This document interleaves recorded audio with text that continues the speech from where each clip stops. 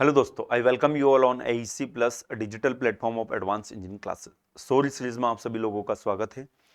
तो ये वाला जो सेशन है इसमें हम वेल्डिंग से रिलेटेड कुछ अच्छे क्वेश्चंस देखने वाले हैं। इससे पहले दो सेशन हो चुके हैं मैन्युफैक्चरिंग प्रोसेस के, जिसमें हमने कास्टिंग से रिलेटेड क्वेश्चंस देखे हैं।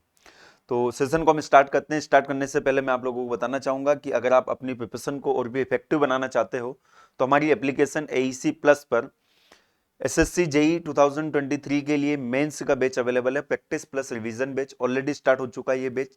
इस बैच के अंदर आपको लगभग 3000 प्लस अच्छे गेट ES लेवल के questions subject wise practice session के तौर पर आपको मिलेंगे। साथ में यहाँ पर टेस्ट सीरीज भी आपको प्रोवाइड की जाएगी, जिसमें लगभग 100 प्लस टेस्ट आपको प्रोवाइड किए जाएंगे।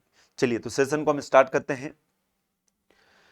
इट्स लेक्चर नंबर 3 और इस सेशन में हम वेल्डिंग से रिलेटेड कुछ अच्छे क्वेश्चंस यहाँ पर देखने वाले हैं। देखते हैं इस सेशन का पहला क्वेश्चन क्या है। Which of the following joining process are best suited for manufacturing pipes to carry gas product. अब देखिए किस तरह के पाइप की बात चल रही है यहाँ पर, that carry the gas product.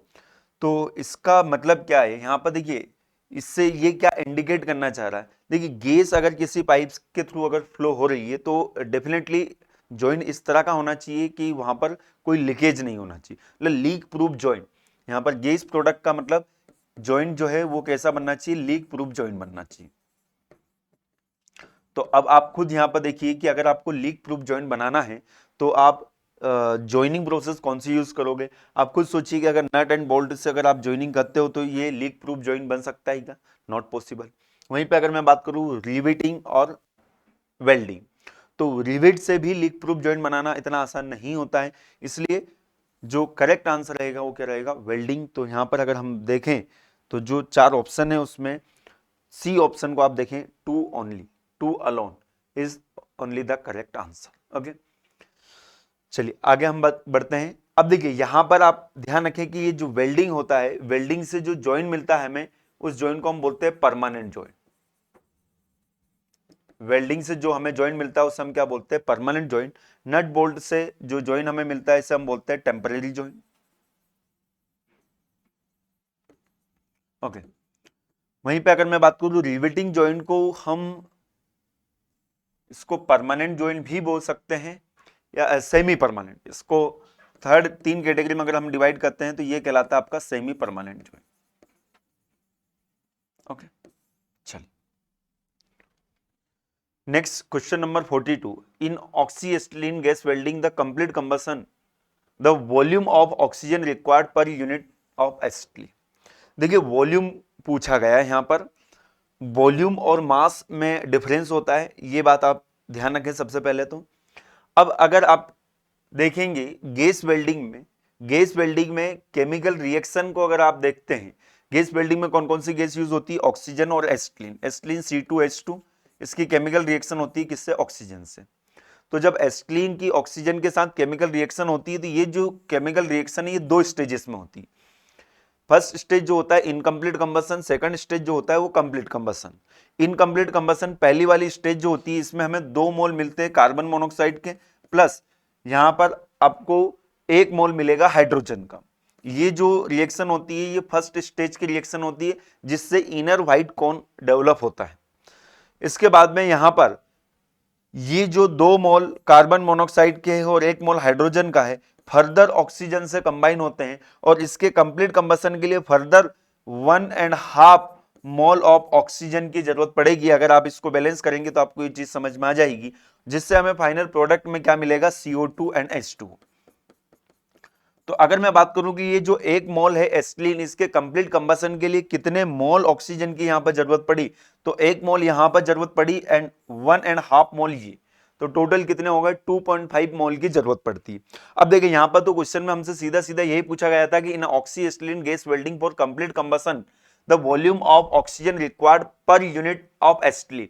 पर यूनिट एसिटिलीन के कंप्लीट कंबशन के लिए कितना ऑक्सीजन जरूरत लगेगा, तो वो यहां पर हमें पता चल जाएगा कि 2.5 मोल या 2.5 यूनिट एसिटिलीन की हमें जरूरत पड़ेगी। बट यहां पर एक और क्वेश्चन बनता है। एक और क्वेश्चन क्या बनता है कि जो 2.5 मोल ऑक्सीजन हमें जरूरत लगा है, इसमें से ये 1 मोल जो है ये सिलेंडर से आता है, और वहीं पे अगर मैं बात करूं कि ये 1.5 मोल जो है ये एटमॉस्फेयर से आता है। ओके, ये सिलेंडर से नहीं आता, सिलेंडर से केवल ये 1 मोल ऑक्सीजन आता है। तो ये भी आप ध्यान रखें। क्वेश्चन ऐसा भी बन सकता है कि बताइए सिलेंडर से कितने मोल ऑक्सीजन की जरूरत पड़ेगी, तो वो 1 मोल जितना एसिटिलीन है उतना 10 लीटर अगर एसिटिलीन यूज हो रहा है तो 10 लीटर ऑक्सीजन की जरूरत पड़ेगी। बट कंप्लीट कंबसन के लिए यहाँ पर 10 के लिए 25 की जरूरत पड़ेगी, उसमें से 10 सिलेंडर से आएगा और 15 कहां से मिलेगा, एटमॉस्फेयर से मिलेगा।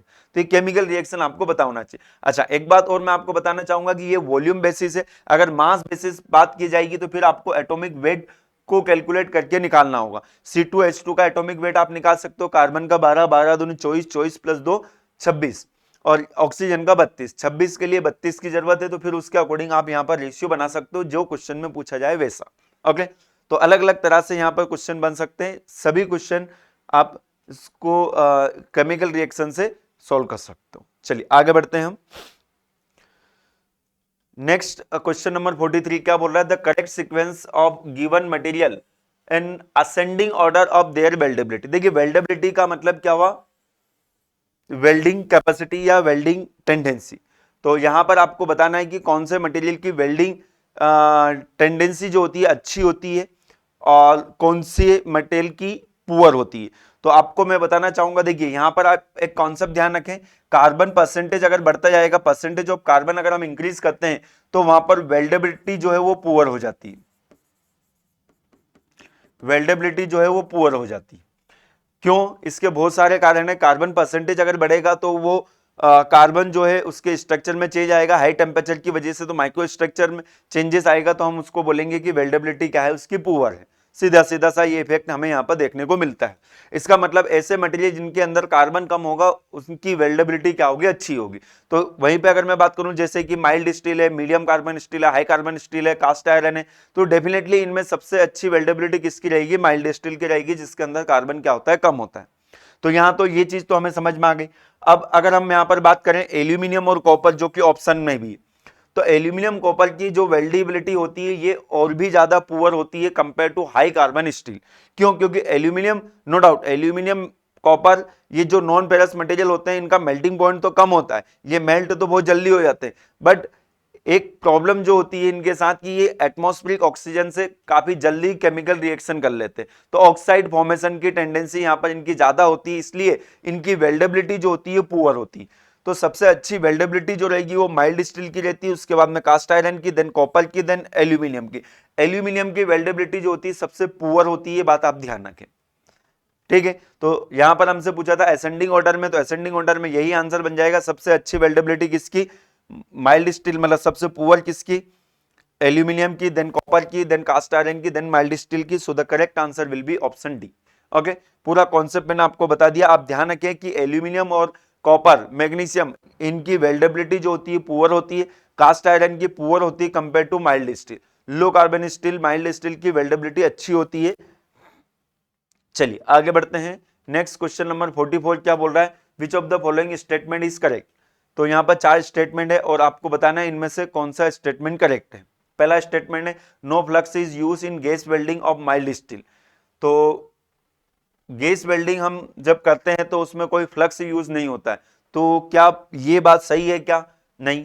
आप गैस वेल्डिंग करो या कोई भी वेल्डिंग करो वहां पर फ्लक्स की जरूरत लगती है, so this statement is incorrect. Next, borax is commonly use flux coating on a welding electrode. देखिए कोटिंग के लिए यूज नहीं करते हैं, बोरेक्स को यूज करते हैं हम जनरली फ्लक्स की तरह यूज करते हैं ब्रेजिंग में। जब ब्रेजिंग सोल्डरिंग आपने अगर पढ़ा हो तो वहां पर आपको पढ़ाया गया होगा कि वहां पर एज ए फ्लक्स हम यूज करते हैं बोरेक्स, Na2B4O7.10H2। तो borax is commonly use as a flux coating in a welding electrode, नहीं ऐसा नहीं होता है, इसको सेपरेटली यूज किया जाता है, कोटिंग नहीं की जाती है, बोरेक्स की कोटिंग नहीं की जाती, इसको सेपरेटली यूज किया जाता है, इसलिए ये स्टेटमेंट क्या होगा, गलत होगा। थर्ड स्टेटमेंट क्या है, laser beam welding employ a vacuum chamber and this is avoid use of an shielding method. अब देखिए यहां पर क्या बोला है कि लेजर बीम वेल्डिंग जो है ये वैक्यूम में की जाती है, तो लेजर बीम वेल्डिंग वैक्यूम में करने की क्या जरूरत है, बिल्कुल जरूरत नहीं, क्योंकि वहां पर लाइट जो होती है जिसे हम लेजर बोलते हैं वो तो एक फाइबर के अंदर होती है, तो यहां पर इसको वैक्यूम में करने की बिल्कुल जरूरत नहीं। यहां पर लेजर बीम से आप कंफ्यूज होने की जरूरत नहीं, यहाँ पर अगर इलेक्ट्रॉन बीम होता तो डेफिनेटली ये स्टेटमेंट करेक्ट हो जाता है। इलेक्ट्रॉन बीम वेल्डिंग जो है वो वैक्यूम में की जाती है ताकि वहां पर स्कैटरिंग ना हो, इलेक्ट्रॉन जो है वो अपनी एनर्जी एयर के मॉलिक्यूल से टकरा कर लूज ना करे, इसलिए लेजर बीम मशीन तो नहीं की जाती, बट इलेक्ट्रॉन बीम मशीन जो है वो जरूर की जाती है वैक्यूम में। तो ये स्टेटमेंट जो ये भी गलत है। इसके बाद में लास्ट स्टेटमेंट, अब 3 स्टार्टिंग के अगर गलत हो गए तो चौथा तो डेफिनेटली सही होगा।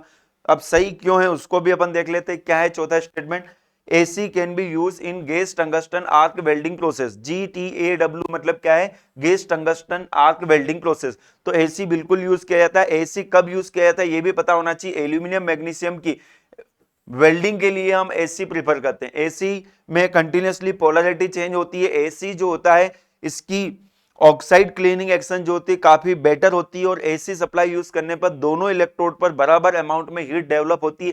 इसलिए गेस टंगस्टन आर्क वेल्डिंग, जिसे अपन इन जनरल TIG बोलते हैं, जिसमें टंगस्टन का इलेक्ट्रोड हम यूज करते हैं, इसमें AC वेल्डिंग AC सप्लाई का यूज किया जाता है। ठीक है, तो ये स्टेटमेंट क्या हो गया, बिल्कुल करेक्ट हो गया, और करेक्ट ही हमसे पूछा था तो आंसर भी यही हो जाएगा। चलिए आगे बढ़ते हैं। क्वेश्चन नंबर 45 क्या है, कंसिडर द फॉलोइंग प्रोसेस। यहाँ पर 4 प्रोसेस हमें दी गई है, आपको बताना है the correct sequence of this process in increasing order of their welding temperature. तो ये चारों वेल्डिंग प्रोसेस है, gas welding, thermite welding, arc welding, resistance welding. इनमें से आपको बताना है कि सबसे ज्यादा टेम्परेचर किस वेल्डिंग प्रोसेस में होगा और सबसे कम किस वेल्डिंग प्रोसेस में होगा। तो इंक्रीजिंग ऑर्डर में आपको जमाना है। गैस वेल्डिंग का टेम्परेचर आपको पता होना चाहिए। गैस वेल्डिंग में अलग अलग तरह की फ्लेम हम यूज करते हैं, तो लगभग ये जो टेम्परेचर होता है 2800-2900 से लेकर लगभग 3200 तक पहुंच जाता है। ऑक्सीडाइजिंग न्यूट्रल फ्लेम का 3200 से भी ऊपर पहुंच जाता है, तो इतना टेम्परेचर होता है गैस वेल्डिंग का। रेजिस्टेंस वेल्डिंग का जो टेम्परेचर होता है काफी ज्यादा होता है, ये 7000 डिग्री सेल्सियस से ऊपर पहुंच जाता है। और आर्क वेल्डिंग, थर्माइट वेल्डिंग का टेम्परेचर जो है ये भी 3000, 3500, 3000, 4000 के बीच में रहता है। और वहीं पे अगर मैं बात करूं आर्क वेल्डिंग का टेम्परेचर 3000 से लेके मतलब 3000 से तो ऊपर ही रहता है, लगभग 5000, 5-5.5 डिग्री सेल्सियस तक रहता है। 5 से लेकर 6000 डिग्री सेल्सियस में इसको बोलूंगा। तो यहाँ पर जो ऑर्डर होगा इंक्रीजिंग ऑर्डर में आपको यहाँ पर सीक्वेंस करना था, तो सबसे कम टेम्परेचर जो होता है वो गैस वेल्डिंग में डेवलप होता है, उसके बाद में उससे ज्यादा थर्माइट वेल्डिंग आएगा डेफिनेटली, उसके बाद में आर्क वेल्डिंग, और सबसे ज्यादा नो डाउट रेजिस्टेंस वेल्डिंग में जो टेम्परेचर रहेगा सबसे ज्यादा रहेगा। सीक्वेंस क्या बन जाएगा, सीक्वेंस बन जाएगा 1 2 3 4। इंक्रीजिंग ऑर्डर में हमसे पूछा गया था, तो ये सभी वेल्डिंग प्रोसेस का टेम्परेचर रेंज आपको पता होना चाहिए। अगर वो पता है तो आप आसानी से इस क्वेश्चन का आंसर कर सकते थे। तो इस क्वेश्चन का करेक्ट आंसर क्या हो जाएगा, option B will be the correct answer. देख सकते हो यहाँ पर ये सॉल्यूशन भी दिया हुआ है, सभी वेल्डिंग प्रोसेस की टेम्परेचर रेंज यहाँ पर दी गई है, इसको आप एक बार ध्यान रखें। देखिए यहाँ से इस तरह से भी क्वेश्चन पूछे जाते हैं, यहाँ से किसी पर्टिकुलर वेल्डिंग की टेम्परेचर रेंज भी पूछी जाती है, आर्क वेल्डिंग की कई बार पूछी गई है, ध्यान रखें आप लोग। चलिए आगे बढ़ते हैं हम। नेक्स्ट क्वेश्चन नंबर 46 क्या बोल रहा था, the maximum heat in resistance welding is at. देखिए रेजिस्टेंस वेल्डिंग का प्रिंसिपल क्या होता है, रेजिस्टेंस वेल्डिंग में दो प्लेट जिनको हमें आपस में ज्वाइन करना है उनको आपस में हम कांटेक्ट में लेकर आते हैं, और कांटेक्ट में लेकर आएंगे तो आप देखेंगे कि ये जो प्लेट है इन दोनों प्लेट के बीच की जो इंटरफेस है, इस इंटरफेस पर कांटेक्ट में जो पोर्शन आ रहा है वो पोर्शन कौन सा है, ये एस्पिरिटीज है। और यहां पर क्या होगा कि इलेक्ट्रोड की मदद से हाई एम्पीरेज करंट को हम पास करते हैं। जब हाई एम्पीरेज करंट यहां से पास होगा इस प्लेट के थ्रू, तो वो इस ब्रिज के थ्रू पास होना चाहेगा। और यहाँ पर एरिया जो है काफी कम है, करंट बहुत ज्यादा है, तो high amount of heat develop होगी, I²RT। करंट बहुत ज्यादा है, रेजिस्टेंस जो होगा एरिया कम होने की वजह से रेजिस्टेंस भी क्या हो जाएगा, बढ़ जाएगा। यहाँ पर करंट डेंसिटी क्या हो जाती है, काफी कम हो जाती है, तो इंस्टेंटली यहाँ पर हाई टेम्परेचर डेवलप होने की वजह से मेल्टिंग होगी, और मेल्टिंग की वजह से यहाँ पर साथ में हम इस इलेक्ट्रोड की मदद से प्रेशर भी अप्लाई करते हैं, और इंस्टेंटली यहाँ पर क्या होगा, ये दोनों प्लेट आपस में डिफ्यूज हो जाएगी। तो ये प्रिंसिपल होता है रेजिस्टेंस वेल्डिंग का। हीट डेवलप जो होता है कितना होता है, I²RT, और ये एस्पिरिटीज के बीच में यहाँ पर हीट डेवलप होता है। तो अब आप यहाँ पर 4 स्टेटमेंट पढ़ेंगे तो आप आंसर कर पाएंगे। पहला स्टेटमेंट क्या है, tip of the positive electrode, tip of the positive electrode, नहीं ऐसा कुछ नहीं, कहां पर मैक्सिमम हीट डेवलप होगी, मैक्सिमम हीट तो यहां पर डेवलप होगी ना। Tip of the negative electrode, electrode की टिप पर डेवलप नहीं होती, मैक्सिमम हीट अगर इलेक्ट्रोड की टिप पर डेवलप हो गई तो वो प्लेट को ऊपर से मेल्ट कर देंगे, ये तो हम कतई नहीं चाहते हैं। इसके बाद में top surface of the plate at the time of electric contact with the electrode, ऐसा नहीं, टॉप सरफेस ऑफ प्लेट पर भी नहीं होगा, interface between the two plate being joint. हम चाहते भी यही है, जहां पर ज्वाइनिंग करना वहीं पे सबसे ज्यादा हीट डेवलप होना चाहिए ना, तो दोनों प्लेट के बीच का जो इंटरफेस है वहां पर सबसे ज्यादा हीट डेवलप होती है, और क्यों होती है वो भी मैंने आपको यहां पर बताया है। चलिए आगे बढ़ते हैं। Question number 47, arc blow is more common in, देखिए आर्क ब्लो क्या होता है, arc blow deviation of arc is known as the arc blow. Arc जो है आप देखेंगे अगर वेल्डिंग कर रहे हैं आप, तो कभी कभार आर्क जो ऐसे, जैसे कि फ्लेम होती है ना, फ्लेम में अगर हम हवा को ब्लो कराते हैं, एयर को ब्लो कराते हैं, अगर मोमबत्ती जल रही है एयर को ब्लो कराते हैं तो ऐसे हिलती है, इसी तरह से आर्क भी ब्लो होती है, आर्क हिलती नजर आती है जब आप वेल्डिंग करते हो कुछ पर्टिकुलर केसेस में। तो कब होता है ये, अब देखिए यहां पर आर्क ब्लो के लिए कंडीशन क्या होती है, अगर डीसी वेल्डिंग होती है और एजेस पर अगर हम वेल्डिंग कर रहे हैं तो वहां पर आर्क ब्लो हमें ज्यादा देखने को मिलता है। आर्क ब्लो का मेन कारण जो होता है वो होता है मैग्नेटिक इफेक्ट। मैग्नेटिक इफेक्ट की वजह से मैग्नेटिक पुल आता है एंड पर, जब हम ज्वाइनिंग करते हैं तो वहां पर जो मैग्नेटिक फील्ड पास होती है एंड से मेटल से भी पास होगी और एयर से भी पास होती है, तो एयर में ससेप्टिबिलिटी जो होती है मैग्नेटिक फील्ड की काफी कम होती है, इस वजह से वहां पर बेंड हो जाती है, बैकवर्ड डायरेक्शन में बेंड हो जाती है आर्क, उसे हम बोलते हैं आर्क ब्लो। आर्क ब्लो की वजह से स्पेटर होता है, throwing away the tiny liquid particle over the weld joint, जिसे हम बोलते हैं स्पेटर। वेस्टेज ऑफ इलेक्ट्रोड और जॉइंट की जो क्वालिटी होती है वो भी पुअर हमें देखने को मिलती है। एसी वेल्डिंग में आर्क ब्लो नहीं होता है क्योंकि वहां पर कंटिन्यूसली पोलरिटी चेंज होती है, तो आर्क ब्लो हमें कब देखने को मिलेगा, एसी में नहीं देखने को मिलेगा। अब डीसी में भी अगर मैं बात करूं, डीसी में भी अगर मैं बात करूं तो यहां पर दो ऑप्शन है, straight polarity and DC welding with bare electrode. Bare electrode का मतलब क्या होता है, जिसके ऊपर कोई कोटिंग नहीं। तो अगर आपने पढ़ा हो कोटिंग करने के फायदे, तो कोटिंग करने का एक फायदा ये होता है कि कोटिंग में जो मटेरियल होता है ऐसा मटेरियल होता है जिसका मेल्टिंग पॉइंट क्या होता है, जनरली ज्यादा होता है। तो कोटिंग में आप देखेंगे कि ये जो कोटिंग होता है इसकी मेल्टिंग जो है वो धीरे होती है, लेट होती है कंपेयर टू अंदर का जो कोर है उससे। तो अंदर का कोर पहले मेल्ट हो जाता है, उसकी वजह से यहां पर ये जो आप शेप देखेंगे तो ये शेप कुछ इस तरह का बन जाता है, जैसे इन्वलप टाइप बन जाता है कोटिंग का। तो इसकी वजह से ये कोटिंग क्या करती है, आर्क ब्लो को क्या कर देती है, मिनिमाइज कर देती है। और अगर वायर हमारा बेयर है, बेयर मतलब जिसके ऊपर कोई कोटिंग नहीं, तो ऐसे केस में ज्यादा आर्क ब्लो देखने को मिलेगा। तो यहां पर जो दो ऑप्शन है, DC welding with straight polarity, DC welding with bare electro, तो डेफिनेटली आर्क ब्लो आपको कब देखने को मिलेगा, जब बेयर इलेक्ट्रोड रहेगा, उस केस में आर्क ब्लो आपको नॉर्मली देखने को मिलेगा।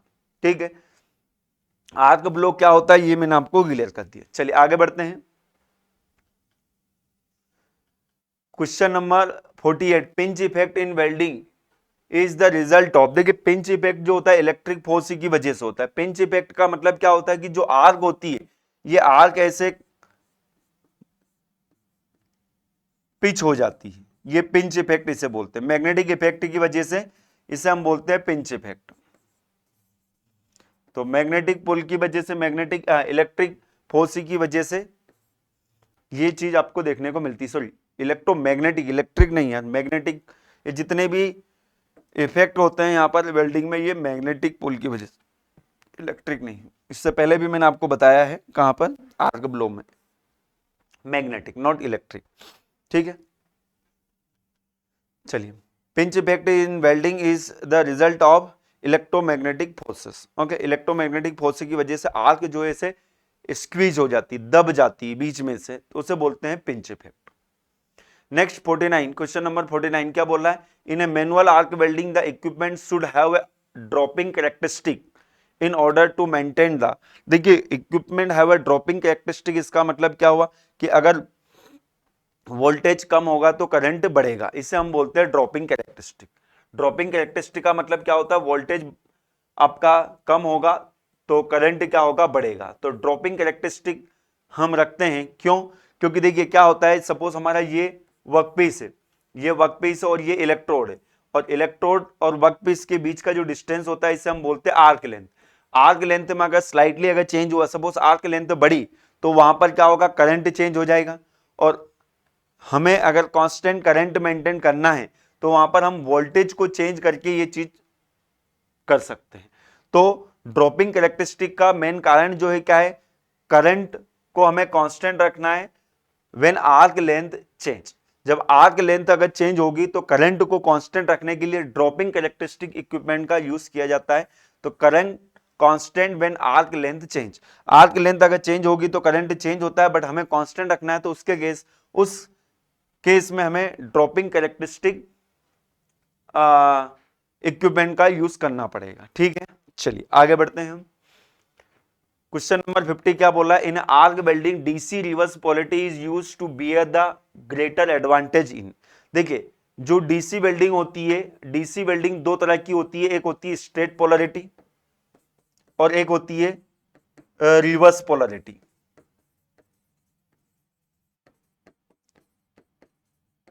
स्ट्रेट पोलैरिटी का मतलब क्या होता है, स्ट्रेट पोलैरिटी का मतलब होता है, देखिए यहां पर डायग्राम से आप इसको ध्यान रखें, सपोज ये हमारे पास इलेक्ट्रोड है और ये हमारे पास वर्कपीस। स्ट्रेट पोलैरिटी में हम क्या करते हैं, इस इलेक्ट्रोड को नेगेटिव टर्मिनल से कनेक्ट करते हैं और इसको हम पॉजिटिव टर्मिनल से कनेक्ट करते हैं। मतलब वर्कपीस जो रहेगा आपका एनोड रहेगा और ये जो इलेक्ट्रोड है ये क्या रहेगा, कैथोड रहेगा। रिवर्स पोलैरिटी में इसका जस्ट अपोजिट हो जाता है, ये जो इलेक्ट्रोड है इसको हम कनेक्ट करते हैं पॉजिटिव टर्मिनल से और ये जो वर्कपीस है इसको हम कनेक्ट करते हैं किससे, नेगेटिव टर्मिनल से। ओके, इसमें इलेक्ट्रोड को पॉजिटिव टर्मिनल से हमने कनेक्ट किया तो इसका एक और नाम होता है, इसे हम बोलते हैं क्या, डायरेक्ट करंट। इलेक्ट्रोड नेगेटिव है तो इलेक्ट्रोड नेगेटिव, इसे हम स्ट्रेट पोलैरिटी बोलते हैं, या फिर इसको शॉर्ट में इस तरह से भी लिखा जाता है डायरेक्ट करंट स्ट्रेट पोलैरिटी। और इसे हम क्या बोलेंगे, यहां पर इलेक्ट्रोड पॉजिटिव है तो direct current electrode, direct current electrode positive या direct current reverse polarity. DCSP डीसीईएन दोनों सेम है, जिसे हम स्ट्रेट पोलैरिटी बोलते हैं। अब यहां पर क्या होता है, ये जो इलेक्ट्रोड होगा इस पर हीट जो डेवलप हो रही है, हीट जो डेवलप होती है वो कम हीट डेवलप होती है। ओके, क्योंकि ये नेगेटिव टर्मिनल से कनेक्टेड है तो यहां पर लगभग 1/3 हीट डेवलप होती है, यहां पर 2/3 हीट डेवलप होती है।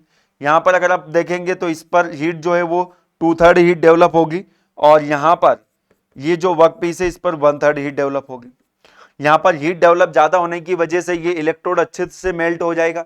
तो जनरली ये वाली पोलैरिटी जो है हम प्रीफर करते हैं, जब भी कंज्यूमेबल इलेक्ट्रोड हम यूज करते हैं तो ये वाली पोलैरिटी को हम क्या करते हैं, प्रीफर करते हैं। डिपोजिशन रेट इसमें हमें क्या मिलेगा, ज्यादा मिलेगा। अब यहां पर हम देख लेते हैं, in arc welding DC reverse polarity is use, DC reverse polarity is use, ऐसा कुछ बोल रहा है। To bear a greater advantage in overhead welding, flat welding, edge welding या flat welding in butt joint. तो देखिए अगर मैं बात करूं यहां पर सबसे पहले ओवरहेड वेल्डिंग की, ओवरहेड वेल्डिंग का मतलब क्या होता है, सपोज ये हमारे पास प्लेट है, इन दोनों प्लेट को आपको ज्वाइन करना ही है, यहां पर ये आपका इलेक्ट्रोड है, ये ओवरहेड वेल्डिंग कहलाती है।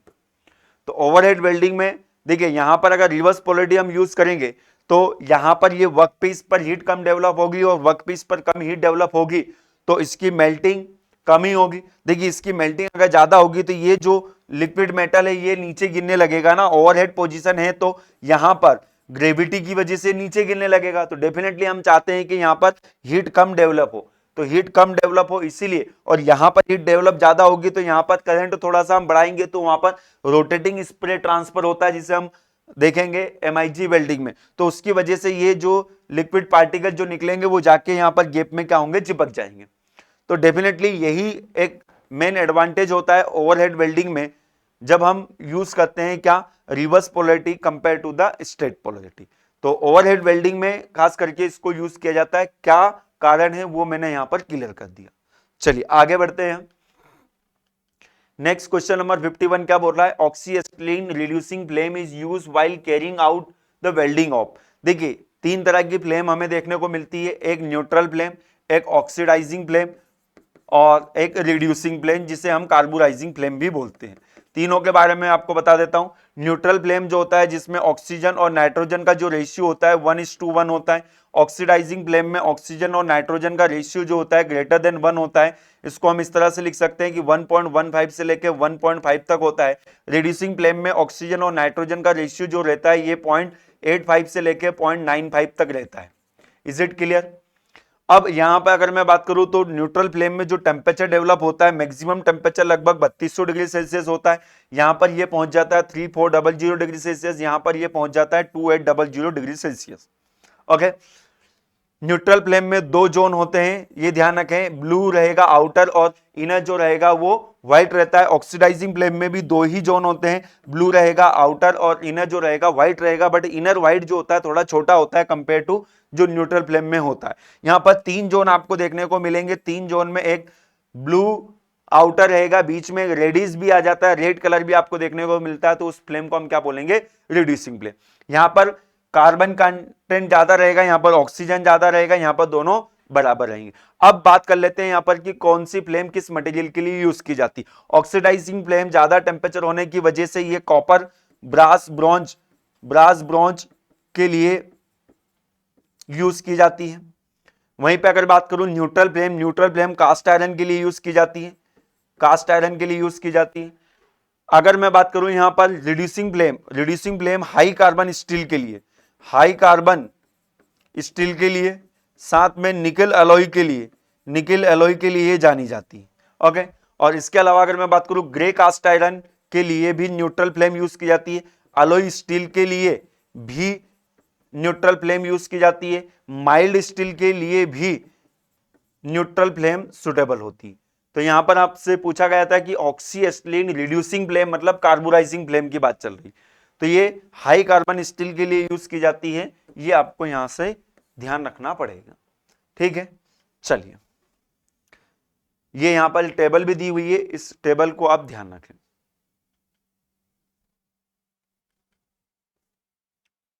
चलिए, next question number 52, match list 1 with list 2। List 1 में इंग्रेडिएंट है, लिस्ट 2 में वेल्डिंग फंक्शन है। ये जब हम फ्लक्स की कोटिंग करते हैं इलेक्ट्रोड पर, तो ये silica, potassium silicate, ferrosilicon, cellulose, इनको हम यूज करते हैं। तो इनका क्या फंक्शन होता है, ये यहां पर इस लिस्ट 2 में दिया हुआ है, तो इन सभी का फंक्शन आपको पता होना चाहिए। चलिए, इसको सॉल्व करने से पहले मैं आपको थोड़ा सा कॉन्सेप्ट बता देता हूं कि देखिए सेलुलोस जो होता है, it provide a reducing gauge shield and increase arc voltage. तो देखिए ये सेलुलोज जो होता है एक कार्बोनियस कंपाउंड होता है और it provide a reducing gauge shield, मतलब एक शील्डिंग की तरह काम करता है। फ्लक्स हम बताते हैं, यूज करते हैं, तो हम बोलते हैं ना कि एक शील्डिंग की तरह काम करता है। ये इन्वायरमेंट से प्रोटेक्ट करता है, जो ऑक्सीजन होती है इन्वायरमेंट की, उससे प्रोटेक्ट करता है हमारे वेल्डेड जॉइंट को। तो सेलुलोज क्या करता है, एक शील्डिंग एटमॉस्फेयर क्रिएट करता है। तो यहां पे अगर हम देखें तो सेलुलोज किससे मैच होगा, एक डीऑक्सीडाइजिंग एजेंट हो जाएगा, क्योंकि ये क्या कर रहा है, एक शील्डिंग एटमॉस्फेयर प्रोवाइड कर रहा है ना, तो सेलुलोज किससे मैच होगा, डेफिनेटली एक डीऑक्सीडाइजर एजेंट ये कहलाएगा। नेक्स्ट अगर मैं बात करूं तो पोटेशियम एल्यूमिनियम सिलिकेट, ये एक बाइंडिंग मटेरियल भी होता है, बट यहां पर क्या लिखा हुआ देखिए, it stabilize the arc, arc को स्टेबलाइज करने के लिए भी इसका यूज किया जाता है। Gives the strength to the coating, coating को स्ट्रेंथ देने के लिए यूज किया जाता है। तो यहां पर आप ध्यान रखें, पोटेशियम सिलिकेट किससे मैच होगा, 1 से होगा, तो बी किससे मैच होगा, 1 से होगा, और डी जो है किससे मैच होगा, 2 से मैच होगा। तो आंसर तो आपको पता चल ही गया होगा कि ऑप्शन सी जो रहेगा ये क्या होगा, इसका करेक्ट आंसर रहेगा। अच्छा सॉरी, ये नहीं होगा, ये इससे मैच नहीं होगा। लेट गैस फॉर्मिंग एलिमेंट है ना सेलुलोज, तो डी से, यहां पर सेलुलोज 4 से मैच होगा, तो सेलुलोज 4 से मैच होगा। बी किससे मैच होगा, 1 से, बी 1 से मैच होगा यहां पर भी, और इधर 4 से मैच होगा डी, ये हमें समझ में आ गया। ठीक है, अब इसके अलावा अगर मैं बात करूं तो नेक्स्ट जो है क्या है, देखिए यहां पर ferromanganese and ferrosilicon, this are use to deoxidize the weld metal, तो डीऑक्सीडाइजिंग एजेंट की तरह काम करेगा ये। तो सी किससे मैच होगा, 2 से, तो सी किससे मैच होगा, 2 से, तो आंसर आपको पता चल गया होगा यहां पर। और पोटेशियम सिलिकेट में आपको ऑलरेडी बता चुका हूं, सिलिका जो रहेगा ये एक फ्लशिंग एजेंट की तरह काम करेगा। तो 3 1 3 1 2 3 1 2 4 option C will be the correct answer. Okay, तो ये सभी के फंक्शन आपको पता होना चाहिए, यहां पर ये सॉल्यूशन दिया हुआ है, इसको आप ध्यान रखें।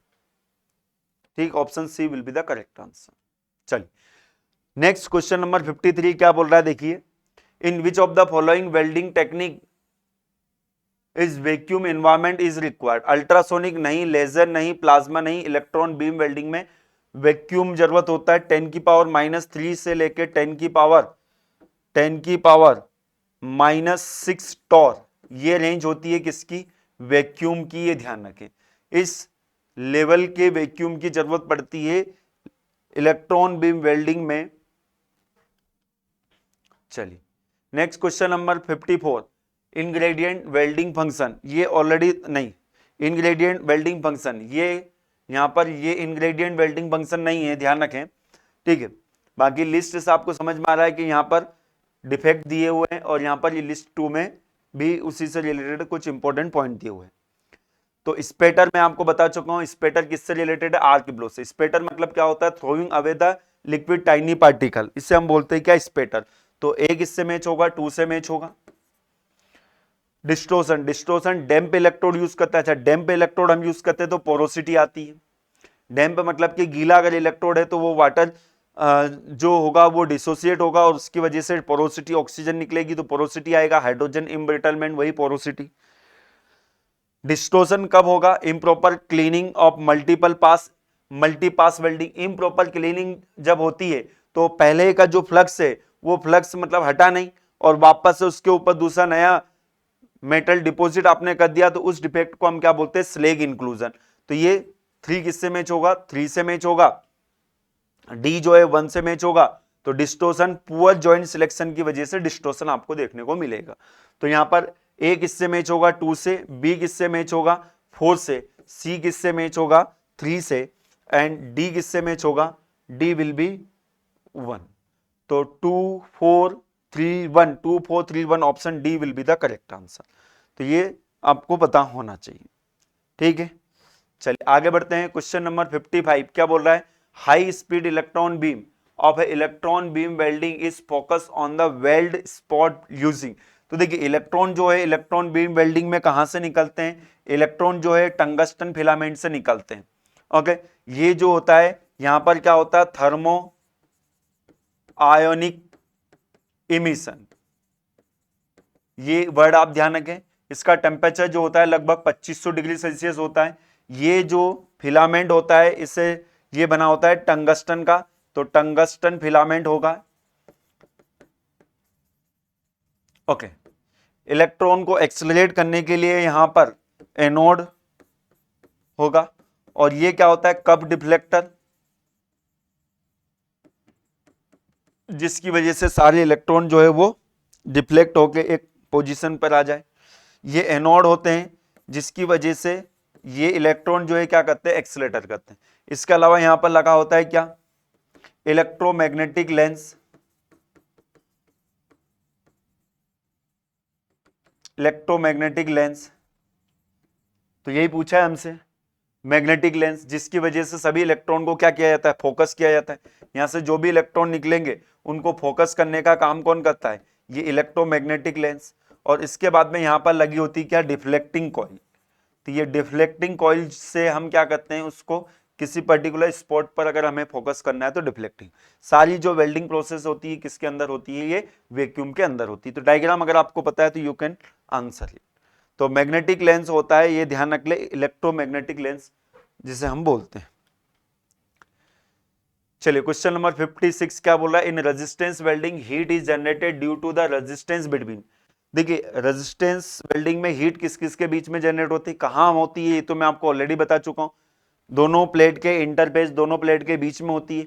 और एस्पिरिटीज बिटवीन टचिंग प्लेट, ये मैं आपको बता चुका हूं जब मैंने एक क्वेश्चन कराया था आपको। तो ध्यान रखें इलेक्ट्रोड एंड वर्कपीस के बीच में नहीं होती है। 2 dissimilar metal being in contact, नहीं, ऐसा कुछ भी नहीं। सिमिलर मेटल होना चाहिए। इंटर एटॉमिक फोर्सेस, ऐसा कुछ नहीं होता है। एस्पिरिटीज बिटवीन टचिंग प्लेट के बीच में क्या होती है? हीट डेवलप होती है। किस वेल्डिंग में? रेजिस्टेंस वेल्डिंग में, ठीक है। तो ये क्वेश्चन नंबर 56 था। नेक्स्ट क्वेश्चन नंबर 57 क्या बोल रहा है? Which of the following are the major characteristic of submerge arc welding. देखिए सबमर्ज आर्क वेल्डिंग के मेजर कैरेक्टरिस्टिक आपको बताना है। जो मैनुअल आर्क वेल्डिंग थी उसके जो भी लिमिटेशन थे वो दूर किए थे किसने, सबमर्ज आर्क वेल्डिंग में। सबमर्ज आर्क वेल्डिंग में क्या होता है, ये हमारे पास वर्क पीस है, इसकी हमें वेल्डिंग करना है, तो यहाँ पर एक बेयर वायर का स्पूल यूज किया जाता है और इस बेयर वायर के स्पूल को फीड किया जाता है ऑटोमेटिक मशीन के द्वारा कंटिन्यूसली, और यहाँ पर फ्लक्स को हम हुपर की मदद से सप्लाई करते हैं, ग्रेनुलर फ्लक्स को हम यूज करते हैं।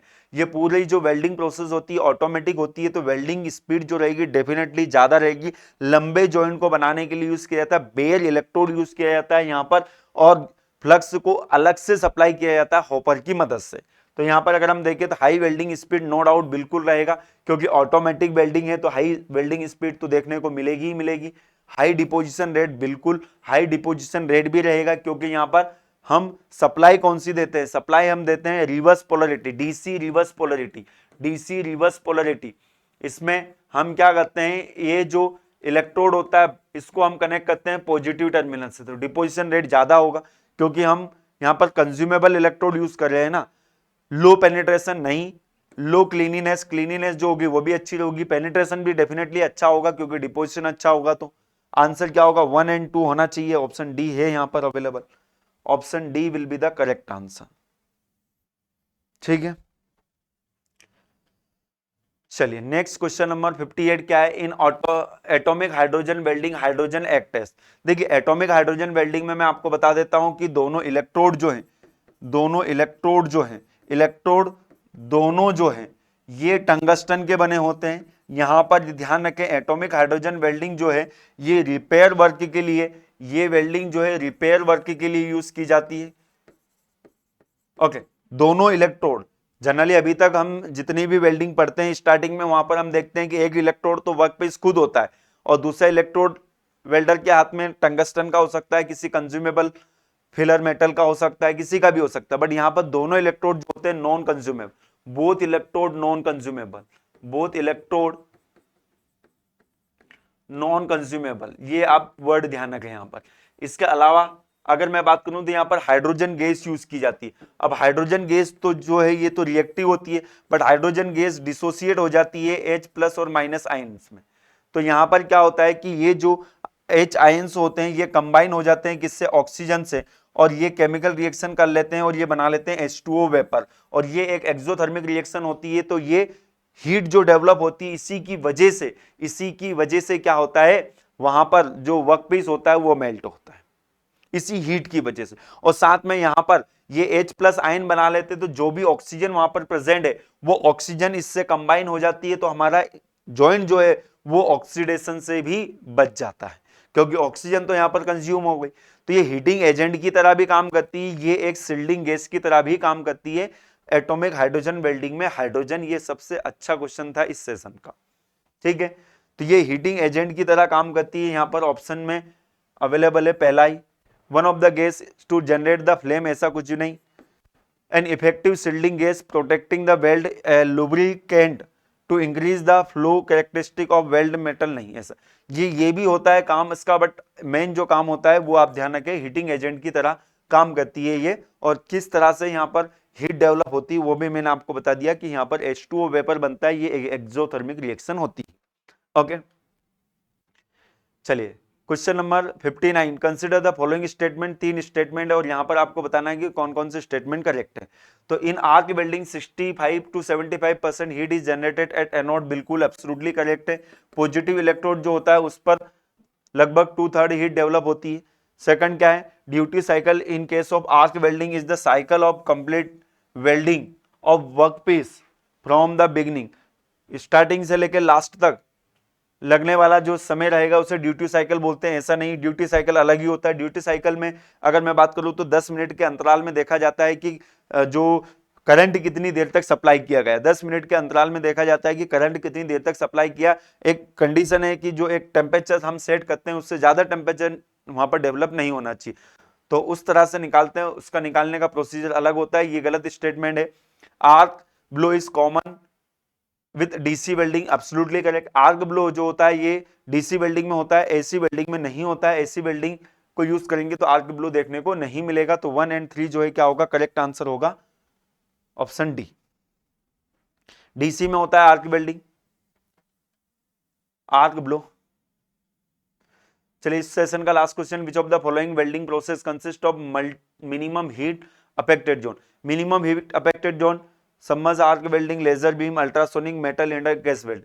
आपको ऑप्शन के अकॉर्डिंग जाना है तो अल्ट्रासोनिक वेल्डिंग जो होती है इसमें मिनिमम हीट अफेक्टेड जोन आपको देखने को मिलेगा, ये आप ध्यान रखें, ठीक है। चलिए सिंपल क्वेश्चन था। इस सेशन में अपने टोटल 20 क्वेश्चन देखें, इसके बाद नेक्स्ट सेशन में भी हम 20 क्वेश्चन देखेंगे वेल्डिंग से रिलेटेड। ओके, तो मिलेंगे हम नेक्स्ट सेशन में। So thank you very much to join the session. अगर सेशन पसंद आया तो इसको जरूर मेंशन करें कमेंट्स बॉक्स के अंदर, और सेशन की पीडीएफ के लिए must join this public Telegram group AEC plus F and YT discussion channel. Okay, so thank you very much to join the session. मिलेंगे नेक्स्ट सेशन में। Good bye, take care.